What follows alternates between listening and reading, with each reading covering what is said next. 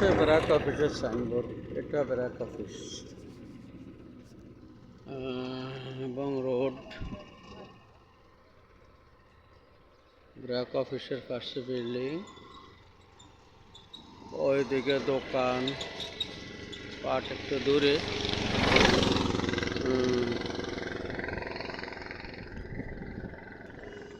এইটা হচ্ছে চাটখিলের main road. এই রোডটাতে দুইটা রাস্তার প্রয়োজন। এটা আওয়ামী লীগের শাসনকালে ওরা ঘুষ খেয়ে এখানে দুইটা রাস্তা বানায়নি। এখন গাড়ি ঘোড়া চলতে যানজট হয়ে যায় একটা রাস্তা দিয়ে। নোয়াখালী মেইন নোয়াখালী মাঝদি সব জায়গায় দুইটা রাস্তা হয়েছে, কিন্তু আমাদের এই চাটখিলে এখানে দুইটা রাস্তা নেই, একটা রাস্তা।